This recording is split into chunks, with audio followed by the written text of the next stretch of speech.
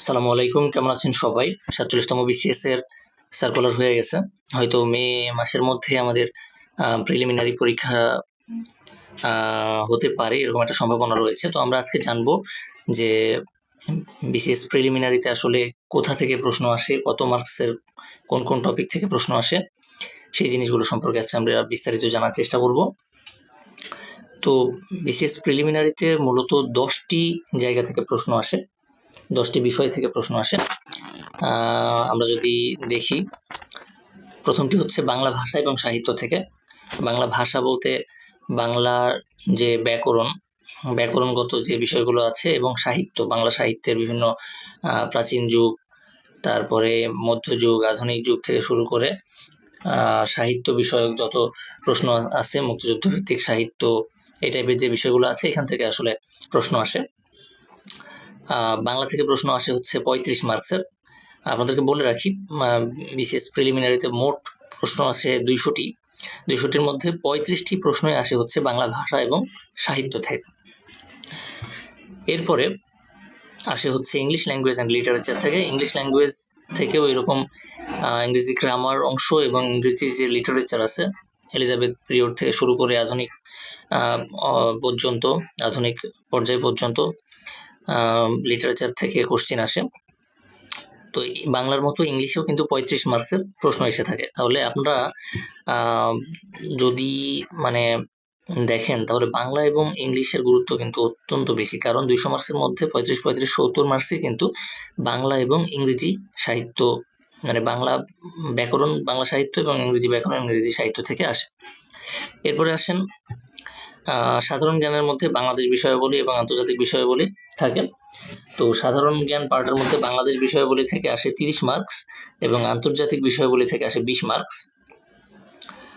এখানে বাংলাদেশ বিষয়াবলী, যেটা বাংলাদেশ বিষয়াবলীর মুক্তিযুদ্ধ পার্ট থেকেই আসলে এই 30 মার্কসের মধ্যে অলমোস্ট 10-12 মার্কস কিন্তু আসলে চলে আসে। আর অন্যান্য বিষয়গুলি রাজনৈতিক পরিক্রমা থেকে শুরু করে আরও যে বিষয়গুলো আছে, বিভিন্ন ফলজ, কৃষিজ পণ্য, এগুলো থেকে আসলে প্রশ্ন আসে। আমি বিস্তারিত ভিডিও একটা বানানোর চেষ্টা করবো আজকে, যেহেতু শুধুমাত্র মার্ক ডিস্ট্রিবিউশন নিয়ে ভিডিওটা হচ্ছে, সুতরাং আমরা শুধুমাত্র জানবো যে কত মার্কসের কোশ্চেন আসে। আর আন্তর্জাতিক বিষয়গুলি থেকে আসলে 20 মার্কসের প্রশ্ন আসে, যেটা বললাম। তাহলে টোটাল জিকে থেকে, সাধারণ জ্ঞান থেকে প্রশ্ন আসে 30 + 20 50 মার্কসের। সুতরাং সাধারণ জ্ঞানও কিন্তু অনেক বড় একটা ভূমিকা রাখে। তাহলে দেখুন, 10টি বিষয়ের মধ্যে কিন্তু আসলে বাংলা, ইংলিশ এবং সাধারণ জ্ঞান তিনটা থেকেই 70 এবং 50, অলমোস্ট 120 মার্কস কিন্তু আসে। এবং বাকি যে 6টা বিষয় আছে, বাকি 6টা বিষয় থেকে বাকি 80 মার্কস আসে।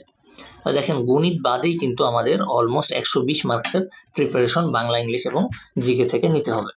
এবং একটা প্রিলি ক্র্যাক করার জন্য কিন্তু আসলে অবস্থা ভেদে 95 থেকে 120 পর্যন্ত মার্কস লেগে থাকে, এটা প্রশ্ন অনুযায়ী। সুতরাং খুব বেশি যদি গুরুত্ব দিতে চান, আমাদের কিন্তু বাংলা, ইংলিশ এবং সাধারণ জ্ঞানে দিতে হবে।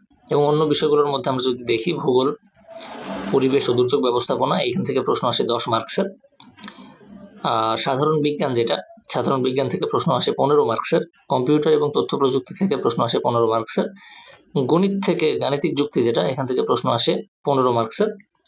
মানসিক দক্ষতা থেকে প্রশ্ন আসে 15 মার্কসের। এবং নৈতিকতা এবং মূল্যবোধ থেকে প্রশ্ন আসে 10 মার্কসের। তাহলে গণিত অংশ হচ্ছে গাণিতিক যুক্তি এবং মানসিক দক্ষতা, এই দুইখানে আসলে গণিত থাকে। এই জায়গাটা থেকে কিন্তু 15, 30 মার্কসের প্রশ্ন আসে, তার মধ্যে মাত্র 15 মার্কস আসে গণিত থেকে। বুঝতে? তাহলে আসলে বিসিএস প্রিলি ক্র্যাক করার জন্য কিন্তু গণিত খুব বেশি গুরুত্বপূর্ণ না। আপনি যদি মোটামুটি লেভেলের ম্যাথ পারেন, তাহলে কিন্তু আসলে বিসিএস প্রিলিমিনারি ক্র্যাক করা সম্ভব। সুতরাং যারা মনে করেন যে আপনি আসলে গণিতে দুর্বল, আমি এত অল্প সময়ে প্রিলি ক্র্যাক করতে পারবো কিনা, তাদের জন্য বলবো, ভাই, আপনি যদি বাংলা, ইংলিশ, সাধারণ জ্ঞানে ভালো হয়ে থাকেন, আপনি নিশ্চিন্তে পরীক্ষার হলে যান, আপনি আরামে প্রিলি ক্র্যাক করতে পারবেন। সো এই ছিল হচ্ছে বিসিএস প্রিলিমিনারি পরীক্ষার 200 মার্কসের মার্ক ডিস্ট্রিবিউশন। আপনাদের কোনো প্রশ্ন থাকলে আমাকে কমেন্ট বক্সে জানাতে পারেন, আমি চেষ্টা করবো আপনাদের প্রশ্নের উত্তর দেবার। আজকে এই পর্যন্তই, ধন্যবাদ সবাইকে।